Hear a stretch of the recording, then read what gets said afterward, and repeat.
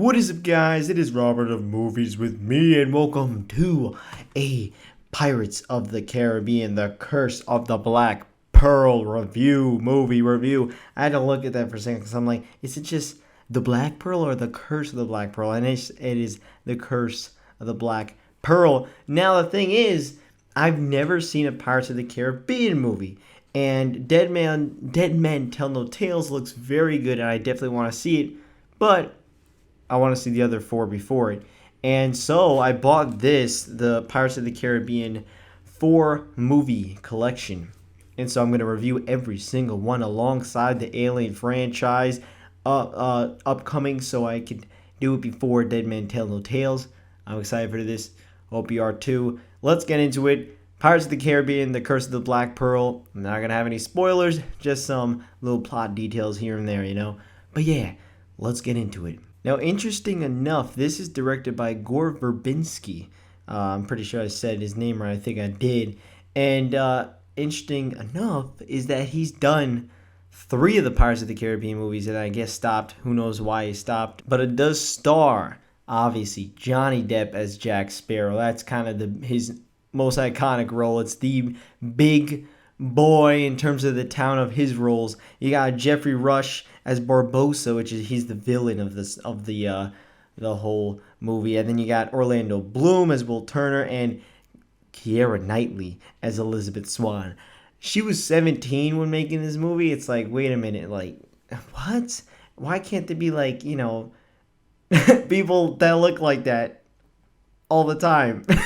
What? But this movie definitely takes his time out to set up each character. So it takes up, Johnny Depp for Jack Sparrow, and you see how he moves, his iconic, every time he talks like this, and he talks with a bit of an accent. Orlando Bloom's character is basically this blacksmith, and he's not, he doesn't deal with weapons or anything like that, but he does make weapons, and he trains with them all the time. He says he does it I think it's 3 hours a day, with them, or I think it's 4.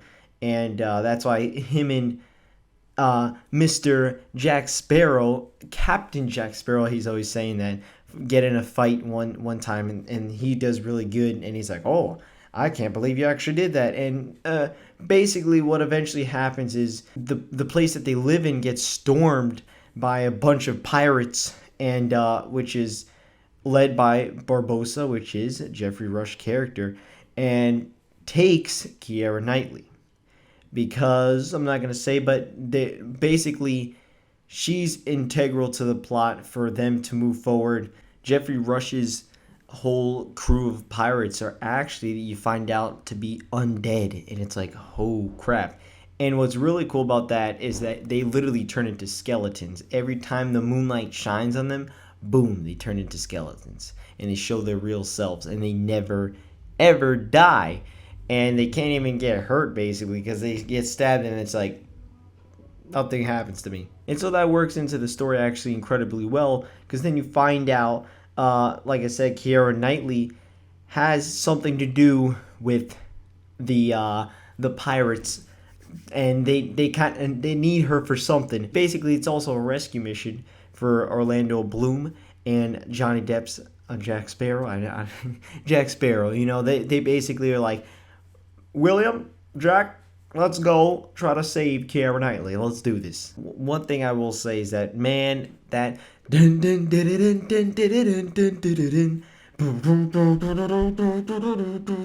love that. That is always stuck in my head ever since I've seen this movie, because it really is damn good. It's so, the soundtrack is incredibly well done. I really do love the soundtrack for it. And I'm sure that means the upcoming movies are actually incredibly good in terms of soundtracks too. And it's definitely well shot. It's a very well shot movie. I had a lot of fun with it. Characters were really good. Plot was really good. Especially some little bit of a twist at the end when you find out some stuff. It's actually incredibly well done. Like, one thing I will say about the pirates and them turning into skeletons, every time they would go into the moonlight, they would turn into a skeleton, right? So let's say there were cracks above some rocks that had a little bit of moonlight. It would be they're normal, they run, and then skeleton, normal, and it's just such a cool effect However, one thing I will say, this came out 2003. Man, it's looking pretty dated. I'm not gonna lie, the CGI is actually already looking really damn dated. Like, the skeletons are cool, the effect, but the effect themselves doesn't look very good anymore. Like, they have one part where the skeleton goes like this to Jack Sparrow, and man, that arm was like, ooh, yeah, it does not look good right now. But overall, it's still a pretty damn good movie. I really did enjoy it, and I do recommend checking it out if you've never seen it, because you'll have fun. And like I said, all the characters I really enjoyed, and so now that they actually had time to kind of build up the characters, the next ones I'm guessing are all just, hey, let's have some awesome pirate adventures. And I'm definitely looking forward to watching more of that. So I'm gonna give Pirates of the Caribbean: The Curse of the Black Pearl a 7.5 out of 10. I thought it was very good. I actually really did enjoy it. I like all the characters, like I said, Keira Knightley, Johnny Depp, Jeffrey Rush, Orlando Bloom. I think they all did really damn good, and the action was nice. I think there were maybe some little pacing issues that I think they could have messed around with. Probably particularly sort of maybe in the beginning there were some things, but other than that, I actually did really enjoy the movie. I do think you should check it out. But yeah, guys, have you seen all the Pirates of the Caribbean? Are you ready to watch Dead Man Tell No Tales? Let me know down in the comments, and I'll see you guys next time.